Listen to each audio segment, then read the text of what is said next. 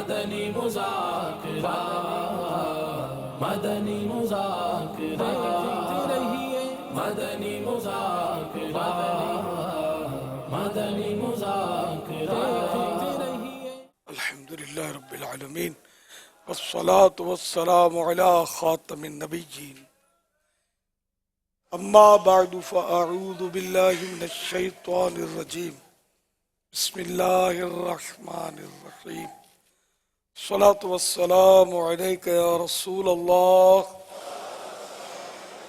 وعلی آلک واصحابک یا حبیب اللہ الصلاة والسلام علیک یا نبی اللہ وعلی آلک واصحابک یا نور اللہ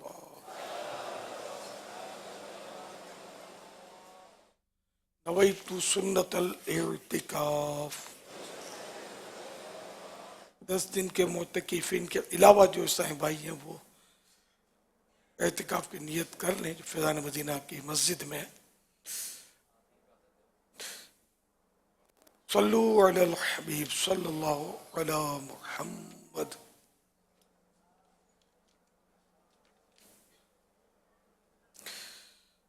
فرمان آخری نبی صلی اللہ تعالی علیہ وآلہ وسلم مجھ پر درود شریف پڑھو اللہ پاک تم پر رحمت بھیجے گا صلو علی الحبیب صلی اللہ علی محمد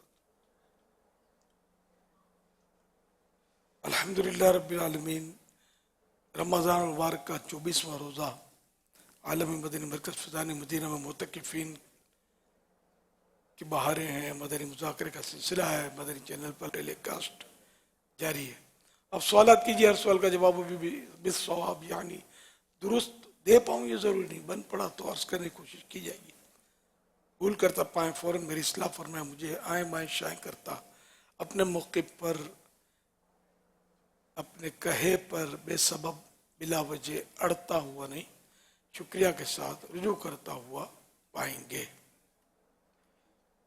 صلو علی الحبیب صلی اللہ علی محمد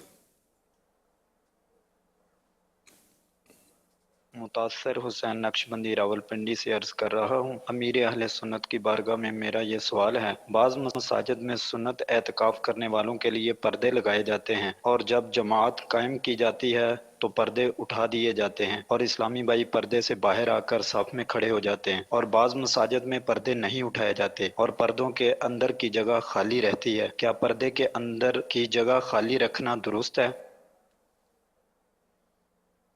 صف پوری کرنی ہوگی پردے اٹھانے چاہیے پردے اٹھا کر اس طرح لیول کر دیں کہ صف دیوار تک مکمل ہو جائے صلو علی الحبیب صلی اللہ علی محمد میرا نام سفیان کاشف ہے میں دارالمدینہ ملی کیمپس 2 میں پڑھتا ہوں میرا امیر اہل سنت کی بارگاہ میں یہ سوال ہے کہ بچے بار بار اپنے دوستوں سے کٹھی ہو جاتے ہیں ایسا کرنا کیسا برائے مہربانی ہماری رہنمائی فرمائیے جزاک اللہ خیرا ویاکم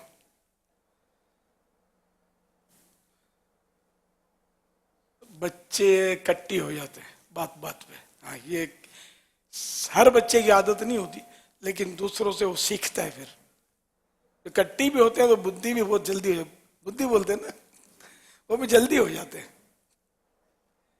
تو اب یہ بچے ہم کو سکھاتے ہیں بڑوں کو ہم بھلے کٹی بدھی کرتے رہتے ہیں آپ نے کٹی کرنی ہی نہیں ہے پھر آپ لوگ جلدی بدھی کرتے نہیں ہیں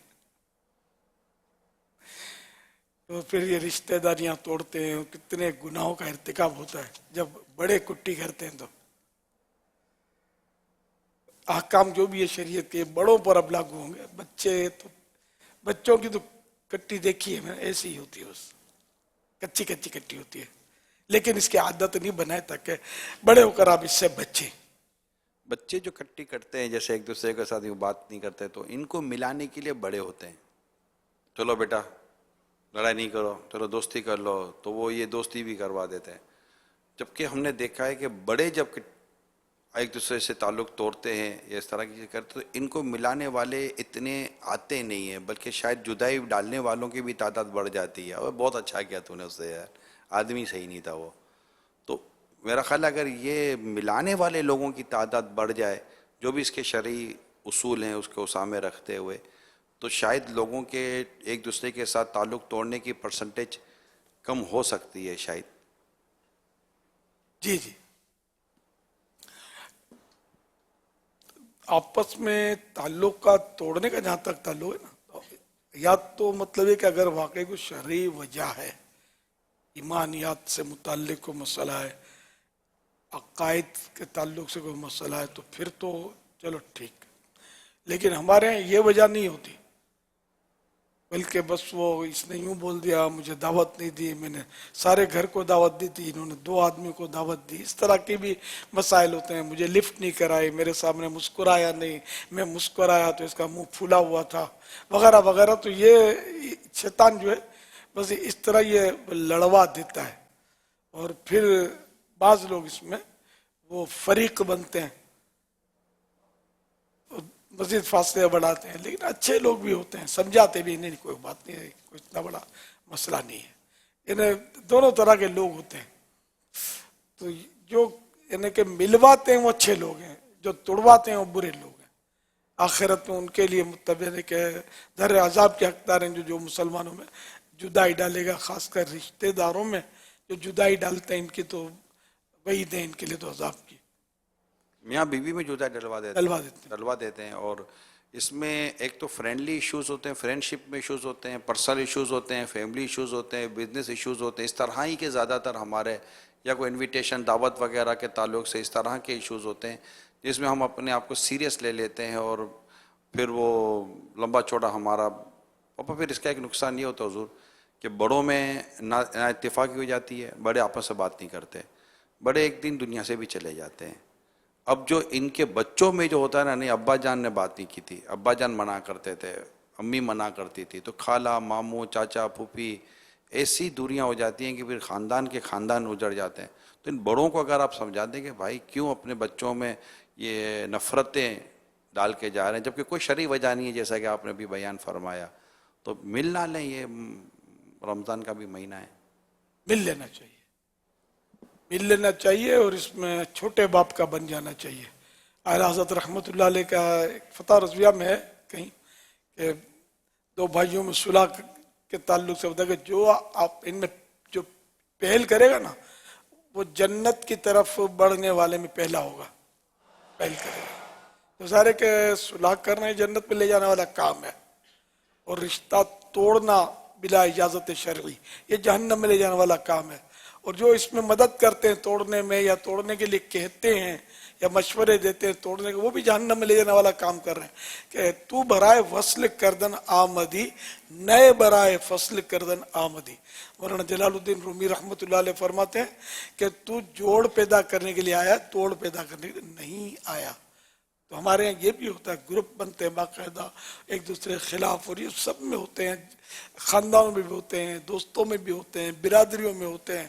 اور پتہ نہیں وہ شیطان کا ایک مطلب راج لگا ہوا ہے، علم کی کمی کی وجہ سے بس، اور عمل کا جذبہ کم ہونے کی وجہ سے ہر جگہ گروپ بنے ہوئے ہیں، عوامی خواصی سب جگہ جو معاملات ہیں وہ گروپوں میں تقسیم ہیں، اور بس نفرت ہے. خالی گروپ ہو نا کہ بھئی یہ فلاں برادری کا دفتر ہے، تو فلاں برادری کا ادارہ، یہ چلے، اس میں کوئی نہیں. ایک دوسرے میں جو پھر برائیاں، غیبتیں، ان کو حقیر جاننا سامنے والے گروپ کو، اور یہ سب ہو رہا ہے جو کہ مطلب ہے آخرت کے لیے تباہ کن ہے.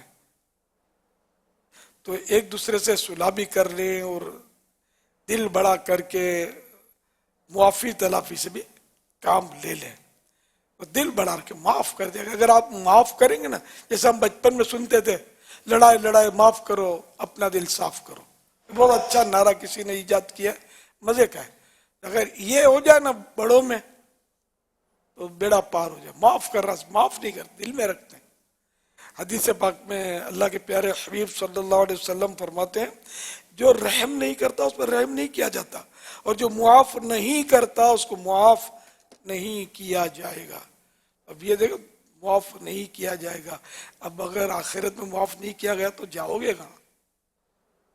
دیکھ لیں اس پہ، غصہ بہت آتا ہے۔ حضرت سیدنا موسیٰ کلیم اللہ علی نبینا علیہ الصلوۃ والسلام نے عرض کی اے رب اعلیٰ، تیرے نزدیک کون سا بندہ زیادہ عزت والا ہے؟ فرمایا وہ جو بدلہ لینے کی قدرت کے باوجود معاف کر دے۔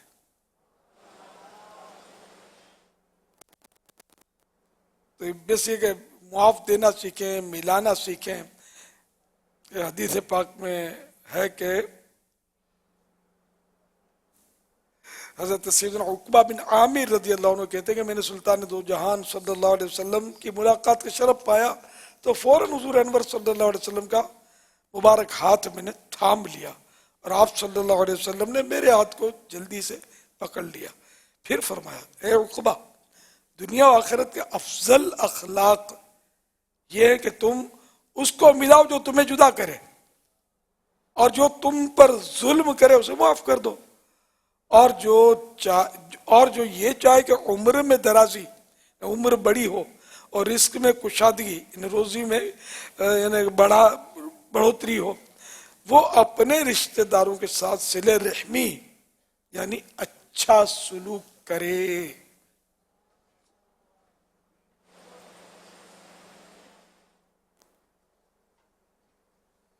قیامت کے روز ایک حدیث پاک میں فرمایا قیامت کے روز اعلان کیا جائے گا جس کا اجر اللہ پاک کے ذمہ کرم پر ہے وہ اٹھے اور جنت میں داخل ہو جائے۔ پوچھا جائے گا کس کے لیے اجر ہے؟ وہ اعلان کرنے والا کہے گا ان لوگوں کے لیے جو معاف کرنے والے ہیں۔ تو ہزاروں آدمی کھڑے ہوں گے اور بلا حساب جنت میں داخل ہو جائیں گے۔ تو لڑائی معاف کرو، اپنا دل صاف کرو۔ تو آپس میں اعتکاف میں بھی اگر کوئی لڑائیاں ہو گئی ہو تو جاتی ہیں، باہر نکل دو۔ ابھی مسجد میں تجھ کو کچھ نہیں بولتا، باقی جیسے کچا کھا ہی جاؤں گا، تو معاف کر دو۔ اگر کوئی کسی نے کچھ کہہ دیا ہے، کسی کی کونی لگ گئی ہے، کسی کی لات پڑ گئی ہے، ہو جاتا ہے، اتنا رش ہے۔ اب اس میں خاص کر جب یہ سوئے پڑے ہوتے ہیں نا، تو کچھ تو ان کی حفاظت کے لیے پہرے دے رہے ہوتے ہیں، وہ تو ہماری ترکیب سے کے ہوتے ہیں اسلام بھائی خادمین، اور وہ ہر جگہ ٹہل رہے ہوتے ہیں تاکہ کوئی کسی کا موبائل تو نہیں نکال رہا، یا کوئی بھی شرارت ہو سکتی ہے، لیٹے لیٹے پیسے بھی نکال سکتا ہے، کچھ بھی کر سکتا ہے، تو وہ یوں گھوم رہے ہوتے ہیں۔ اب ان کی بھی کبھی پنجہ لگ جاتا ہو، کبھی کسی کے ہاتھ پر پاؤں پڑ جاتا ہو، یہ سوئے پڑے ہوتے ہیں لوگ، لیکن اب اس کی بھی ضرورت ہوتی ہے، ورنہ پھر پیشیاں آتی ہیں کہ وہ یہ ہو گیا وہ ہو گیا، تو یہ بیچارے کوششیں کر رہے ہوتے ہیں۔ تو ان کی طرف سے بھی کوئی تکلیف اگر پہنچی ہے تو معاف کر دیں۔ اور باقی اسلامی بھائی میرے لیے بھی ایک آزمائش کا سبب ہے، اب میں اٹھ کر تھوڑا یہ منظر دیکھ کر دل بہلاتا ہوں، آپ کے ساتھ بیٹھ نہیں سکتا، اور مجھے ایسا لگتا ہے انتظار کر رہے ہیں۔ ارے بھائی اتنے آنا شروع ہوتے بھی، اس کو پھلانگا اس کو چھلانگا، میں بھاگ جاتا ہوں۔ اب میں ان کو دیکھنا چاہتا ہوں، یہ مجھے دیکھنے نہیں دیتے، بھاگ کے آ رہے ہوتے ہیں، وہ نعرے بھی لگاتے ہوں گے، آوازیں بھی نکالتے ہوں گے، اور لوگ گہری نیند بات سوئے ہوتے ہوں گے، کوئی لیٹے لیٹے یوں کر رہا ہوتا ہے، کوئی بیٹھے بیٹھے یوں کر رہا ہوتا ہے، کوئی ہمت والا ہوتا ہے چھلانگ مار کے آگے بڑھ کے کود کے آ جاتا ہے۔ کیا کروں یار، دیکھنا ہی چھوڑ دوں میں ان لوگوں کو۔ تو مہربانی کر کے مجھے جب بھی دیکھے مغرب کے بعد پھر تھوڑا میں آدھے منٹ کے لیے سمجھو دیکھتا ہے، ایک آدھی منٹ کے لیے اپنے معتکفین تلاوت کر رہے ہیں، اب ادھر تلاوت ہو رہی ہے، ادھر سے بھاگ کے آ رہے ہیں، یوں کر رہے ہیں، نور کی برسات، تلاوت کر رہے ہیں، نور کی برسات ان پر ہو رہی ہے، چھینٹ پڑی جائے گی، ان کو دیکھیں گے تو یہ نہیں، سمجھدار نہیں ہے اتنے، کیا کروں یار، اللہ کرے دل میں اتر جائے میری بات۔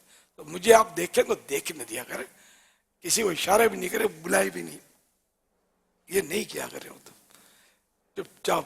آج میں ڈر کے مارے آگے بڑھائی تھی میں، اور میرے آگے نہیں آیا صبح،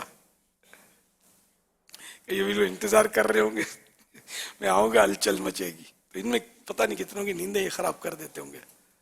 تو یہ اگر ایسا ہوا آپ کی وجہ سے کسی کو چھلانگ ماری اور टांग लग गई, आंख खुल गई है, ढूंढ के माफी तो मांगनी पड़ेगी आपको। मैं जो सोचता कोई सोचता है मैं तो हजरत की मोहब्बत में करता हूँ, प्यार में करता हूँ, अकीदत में करता हूँ, तो क्या भी अब अकीदत में करते हैं या तजस्सुस में करते हैं, खुदा बेहतर जाने। मशहूर आदमी को देखने का दिल करता है, वैसे कोई भी हो ना। अभी जैसे कोई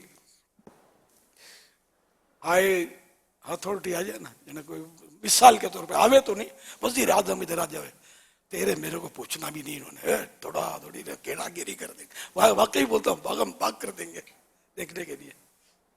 ये जनरल बात कर रहा हूँ, ये मतलब एक आदमी की नफ्सियात है। कोई भी मशहूर आदमी आएगा उसको घेरते हैं।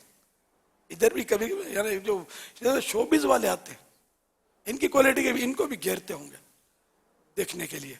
एक आदमी को हैरत होती है, इसका इतना बड़ा नाम है, वो आज यहाँ आया हुआ है। कोई अच्छी नजर से देखता होगा, कोई किसी नजर से देखता होगा, तो देखते लोग। तो ये क्या देखना है तो मदीना देखिए, और किसी का भी नजारा कुछ नहीं। सल्लु अलल हबीब सल्लल्लाहु अलैहि वसल्लम। अमीर सुन्नत का एक रिसाला है, फूफी हाथों हाथ फूफी से सुलह कर ली। ये रिसाला इंशाअल्लाह ताला पढ़ेंगे तो रिश्तेदारी निभाने का जज्बा और आपस में ताल्लुक़ कायम करने का जज्बा इंशाअल्लाह ताला मिलेगा। इसका हदिया, इसकी प्राइस है 14 रुपीज़, 14 रुपये इसका। ये ज़रूर लीजिए, अल्लाह ने चाहा तो इसके फ़वाइद होंगे। 25 पेजेस का ये रिसाला है। सल्लु अलल हबीब सल्लल्लाहु अलैहि मुहम्मद। हुज़ूर, ये मैं 2 सवाल एक एक करके चलें। भूल कर खाना खाने से रोज़ा क्यों नहीं टूटता?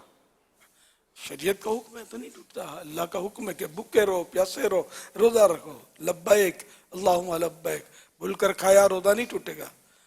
या अल्लाह पाक तेरा शुक्र है कि तूने हमको ये फैसिलिटी दी है, उसने रियायत दी है ना, मैं उसी ने खिलाया। अब ये कि देखने वाले पर है कि देखने वाला देख रहा है कि कोई रोजादार है और अब ये खा रहा है या पी रहा है, और ये खाने पीने वाला तगड़ा है, जवान है, तब तो इसको रोकना बताना वाजिब है।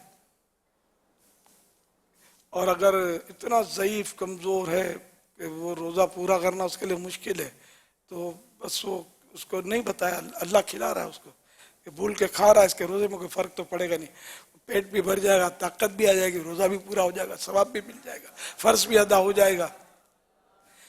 हाँ, अगर बता दिया किसी ने कि बड़े मियाँ रोज़ा है, अब बड़े मियाँ नहीं खा सकते, पता चल गया ना। अच्छा, सहरी खाने में ताख़ीर और इफ्तार करने में जल्दी का हुक्म क्यों दिया गया है? इसमें भी हम पर सब रहमतें हैं। वैसे भी जल्दी जी चाहता है, अब भी होता होगा कि यार कुछ जल्दी अजान हो जाए तो खा पी ले। ये मैं तो समझता हूँ हम पर रहमत है कि जल्दी जल्दी मतलब इफ्तार का जल्दी। रोज़ादार की ये नफ्सियात के मुताबिक ही है। रोज़ादार भी ये चाहता है कि जल्दी जल्दी कुछ मिल जाए तो पी लूँ, खा लूँ, ठंडा ठंडा पानी। सहरी खाने में ताख़ीर एंड तक, हाँ, एंड तक खाते रहते हैं ना, आखिरी में दौड़ दौड़ के पानी पी रहे होते हैं। जैसे पानी नहीं पियेंगे तो लॉक लगेगा नहीं रोजे को, रोजा बंद करते हैं। क्लोजिंग एंट्रियाँ पास करनी होती हैं कुछ। अच्छा, ये इरशाद फरमाइए, मैंने आपके सामने ये मैंने अपने तौर पे लॉजिक बताई, अल्लाह बेहतर जाने। अल्लाह का हुक्म है, बस ये सबसे बड़ी हिकमत है। मैं यही अर्ज करने जा रहा था कि ये जो 2 सवाल आपसे मैंने किए कि दोनों में क्यों का लफ्ज है, क्यों क्यों, आपको पिछले कुछ अरसे से आप महसूस कर रहे होंगे कि कई ऐसे सवालात आ रहे, क्यों क्यों क्यों, ये क्यों बढ़ता जा रहा है? ये क्यों जो है ना, या तो वाकई किसी को ये क्यों जहन में आता होगा, या किसी को यूं होता है कि मौलाना वो परेशान करो, ये क्यों का हल निकालते रहे, तो तफरील है। और कौन किस तरह का क्यों का जवाब देता है ये भी नोट करते होंगे, और ये मुख्तलिफ चैनल्स पर मुख्तलिफ जगहों पर ये सवालात करते होंगे।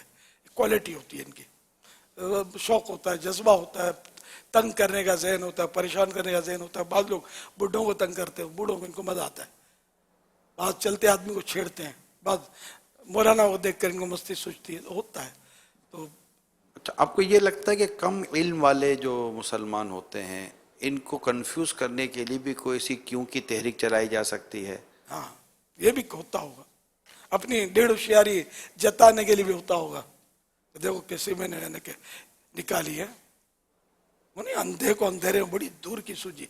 तो ऐसे ऐसे सवाल बनाकर ये मतलब भेज देते हैं یا بندہ سوچتا رہے یار یہ بھی سوال، حالانکہ اس میں بعض اوقات اس کی حاجت نہیں ہوتی.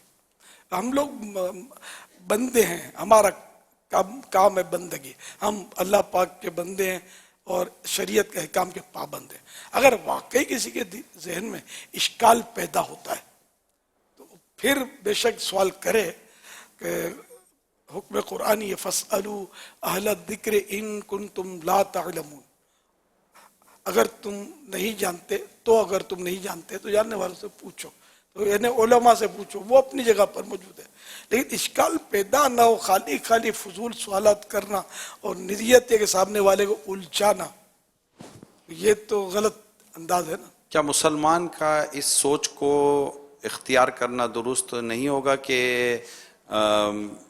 یہ جو حکم آیا ہے شریعت کا کہ یہ کر لو تو اس میں میرے لیے بہتری ہوگی، یہ کر لو اس میں بہتری، یقیناً اللہ اور اس کے رسول کا جو حکم ہے اس میں میرے لیے بہتری ہوگی، میں کیوں کے چکر میں جا کر کیوں اپنے آپ کو کنفیوز کرنے کی طرف لے کے جاؤں.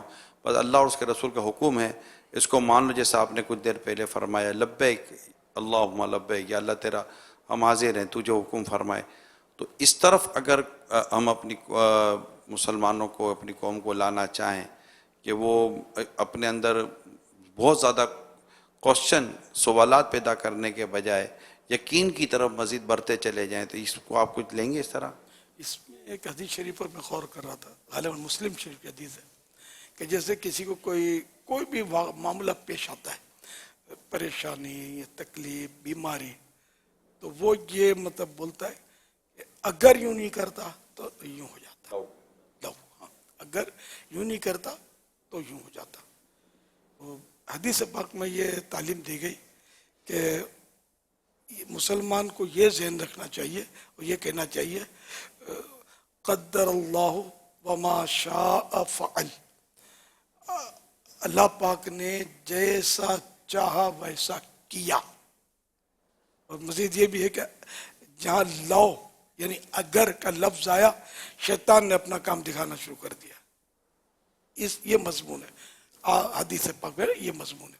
تو اب یہ کہ بلا وجہ یہ کیوں، اگر مگر، اور مطلب تو سوال کرنا تو جائز ہے، ٹھیک ہے نا.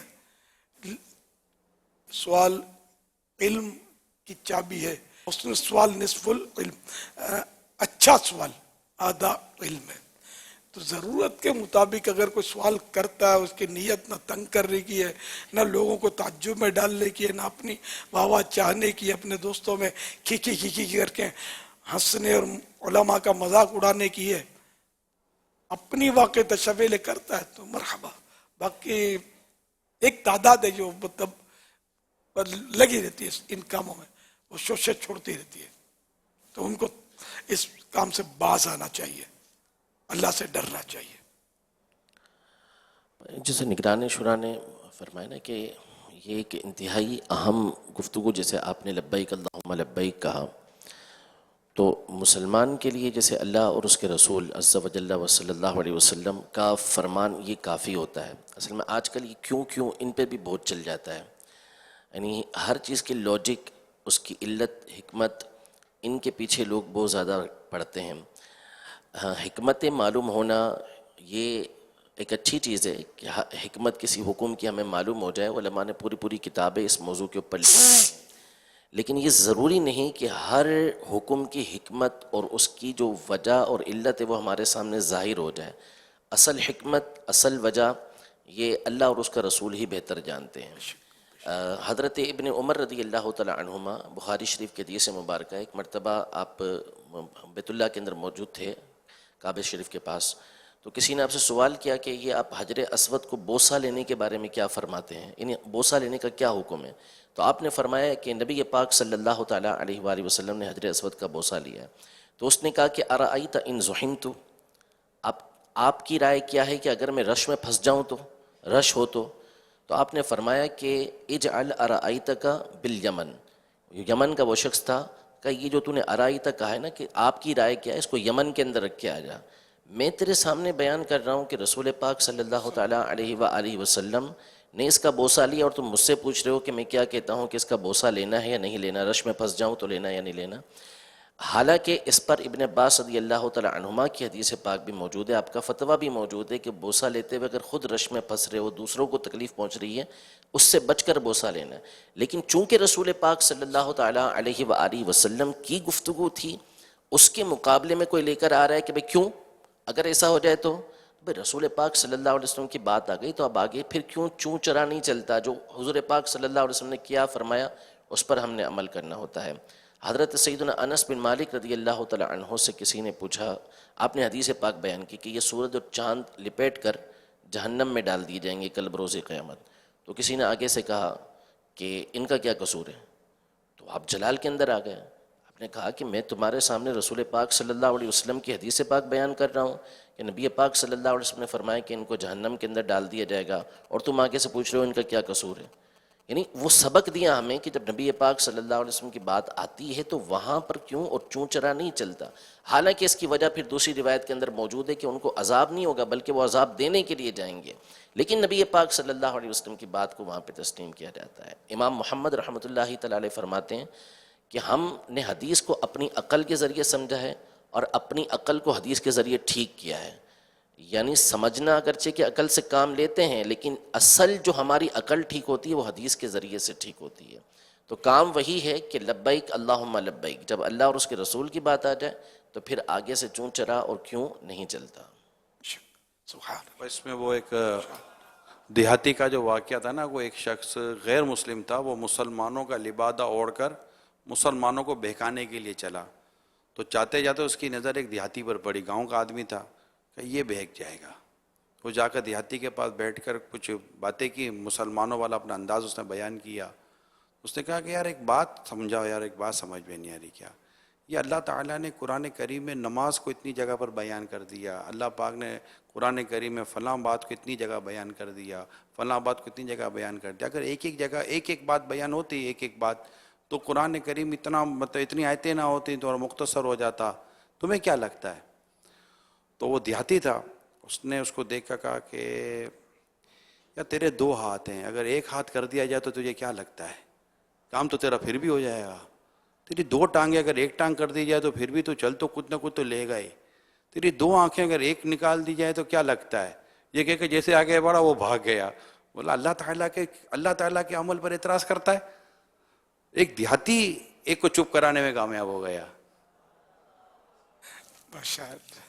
کچھ سوالات ہیں حضور، صلو علی الحبیب صلی اللہ علیہ محمد۔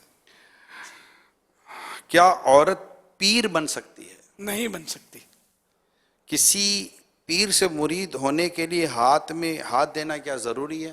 شرط نہیں ہے، ورنہ تو وہ عورت بھی پیر کے ہاتھ میں ہاتھ دیتی اور پھر روز اخباروں میں ہم کچھ پڑھتے۔ کیا نابالغ کو بیعت ہونے کے لیے والدین کی اجازت ضروری ہے؟ والدین کی نہیں، والد یا سرپرست کی اجازت ضروری ہے، لیکن اس میں یہ کہ اگر نابالغ بچے نے بیعت کر لی یا کسی اور نے کروا دی اور والد کی اجازت نہیں لی گئی سرپرست کی، تو اب یہ بچہ جب بڑا ہوگا، بالغ ہو جائے گا، اور اگر اس بیعت کو باقی رکھے گا تو اب بیعت درست ہو جائے گی، اور اگر انکار کر دے گا تو بیعت نہیں ہوئی۔ تو پیر کی شرائط کیا ہیں؟ کون پیر بن سکتا ہے؟ صحیح العقیدہ سنی ہو، اس کا سلسلہ سرکار صلی اللہ علیہ وسلم سے جا ملتا ہو، اولاد کے حساب سے نہیں، سید ہونا شرط نہیں ہے، بلکہ مطلب یہ کہ اس کے خلیفہ اس کے خلیفہ، اس طرح سلسلہ طریقت میں سلسلہ جا ملتا ہو، اور فاسق نہ ہو، فاسق معلن نہ ہو، علل اعلان فسق نہ کرتا ہو، اور عالم ہو۔ عالم سے مراد یہ کہ اس کو اپنے عقائد کا علم ہو، عقائد کا علم ہو، ضروری مسائل جانتا ہو، اور اتنی صلاحیت رکھتا ہو کہ بغیر کسی کی مدد کے کتابوں سے مسائل ڈھونڈ سکے۔ یہ 4 شرائط لکھی گئی ہیں، اعلیٰ حضرت رحمۃ اللہ علیہ نے 4 شرائط لکھی ہیں۔ اگر ایک بھی شرط کم ہو تو پھر اس کی بیعت جائز نہیں ہوگی۔ پیر کے کہنے یا کرنے والے معاملات جو ہوتے ہیں، پیر کے افعال اور اقوال جیسے ہم کہتے ہیں، اس پر اعتراض کرنے سے کیا طریقت پر فرق پڑتا ہے؟ بالکل پڑے گا. پیر پر اعتراض کرنے سے وہ مطلب محروم ہو جائے گا پیر کے فیوز و برکات سے. یعنی اعلیٰ حضرت نے ان الفاظ میں لکھا ہے کہ پیر پر اعتراض کرنے والا فلاح نہیں پائے گا. فلاح مانے وہ کامیاب نہیں ہوگا. اور اگر پیر کی گستاخی کرتا ہے پھر تو بیعت ہی ٹوٹ جائے گی. پیر کی گستاخی سے کیا آپ مراد لے رہے ہیں؟ یعنی عقیدت کا کام ہو جانا، عقیدت ختم ہو گئی تبھی بیعت ٹوٹ جائے گی. اچھا، ختم ہو گئی. یعنی بڑی مضبوطی کے ساتھ بیعت کو قائم رکھنا پڑے گا. جی جی، جبھی تو فیض اٹھائے گا نا. پیر کے بارے میں اگر بدگمان ہو جائے گا، اس نے زن نہیں رہے گا تو پیر سے ملے گا کیا اس کو؟ اب بلب اگر ہولڈر میں ٹائٹ نہیں ہوگا تو روشنی کہاں سے آئے گی؟ اس کو پورا فکس ہونا چاہیے. ٹھیک. یہ ارشاد فرمائے کسی پر بزرگوں کی سواری آئے تو کیا ان سے بیعت کر سکتے ہیں؟ بزرگوں کی سواری آتی نہیں ہے نسل. اچھا، آتی ہی نہیں ہے، مطلب یہ بالکل ڈھکوس لیں. یعنی کہ جیسے کوئی زندہ ہمارے سامنے زندہ بزرگ ہے، کیا وہ کسی کے اندر گھس جائے گا؟ یار کیسے ہو سکتا ہے؟ تو وفات پانے کے بعد کیا بدن میں گھس جائے گا؟ اڑا اڑی کرے گا اور سر دھنے گا. یہ عورتوں کے اندر بھی تو سواریاں آتی ہیں نا. عورتیں بھی سر ہلا رہی ہیں، بال کھول رہی ہیں، اڑا اڑی دھما چوکڑی ہو رہی ہے، عورتیں جمع ہو رہی ہیں، سوال جاؤ، سب یہ تماشے لگے ہوئے ہیں. اور یہ ان علاقوں میں ہوتا ہے جہاں مطلب وہ کچھ علم دین کی کمی ہوتی ہے. باقی پڑھے لکھے اور سچے لوگوں میں نہیں ہوتا. علماء کو کبھی ان چکروں میں آپ نہیں دیکھیں گے. کسی عالم دین پر بھی کوئی بزرگ کی سواری کا آپ نے سنا ہو. اب وہ داڑھی والا اور آپ بولو گے عالم ہے تو یہ آپ کی مرضی ہے. عالم اس کو تھوڑی بولتے ہیں. خالی داڑھی والا اور بات کرنے کا ڈھنگ نہیں ہے اس کو.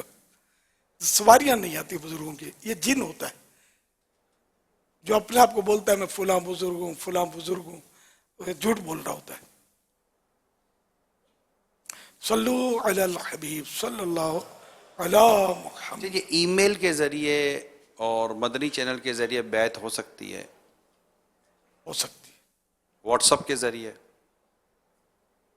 کسی نے واٹس ایپ پر میسج بھیجا کہ یا ہو بیعت کر لیجئے، اور پیر صاحب نے یا جو بھی وکالت کے طور پر ہوتے ہیں اگر انہوں نے جواب دیا کہ آپ بیعت ہو گئے تو بیعت ہو جائے گی. جی. فتاوی رضویہ شریف میں نمائندے کے ذریعے بیعت ہونے کا لکھا ہے. خط کے ذریعے لکھا ہے. خط کے ذریعے ہو سکتی ہے. نمائندے کے ذریعے یعنی کہ اپنا کوئی آدمی بھیجا کہ فلاں کو بیعت کر لو، اس نے کہا، تو یہ بھی بیعت کی درستی کے لیے ہوتا ہے. پیر صاحب قبول کر لیں. اس طرح واٹس ایپ اب نئی جدید صورت ہے خط کی. واٹس ایپ ہے، فیس بک ہے، اس طرح جو ڈیجیٹل ذرائع ہیں جن کے ذریعے ایک کوئی بھیجتا ہے کہ مجھے آپ بیعت کر لیجیے اور ہم اسی کے ذریعے اس کو جواب بھیج دیتے ہیں ڈیجیٹلی. اصل نا پیری مریدی میں جس طرح نکاح میں ایجاب و قبول ہے، مگر نکاح کے اور بھی شرائط ہیں کہ ایک مجلس ہو وغیرہ. پیری مریدی میں یہ شرائط نہیں ہے. تو ایجاب و قبول، مرید نے کہا مجھے بیعت کر لو تو پیر نے کہا یہ ہوا ایجاب. پیر نے کہا میں نے کر لیا، یہ ہوا قبول. یا پیر نے کہا کہ میں تمہیں اپنا مرید کرتا ہوں، یہ ہوا ایجاب. مرید نے کہا کہ مجھے منظور ہے، تب بھی وہ مرید ہو گیا. صلو علی الحبیب صلی اللہ علی محمد. مدنی مذاکرہ، مدنی مذاکرہ، مدنی مذاکرہ، مدنی مذاکرہ.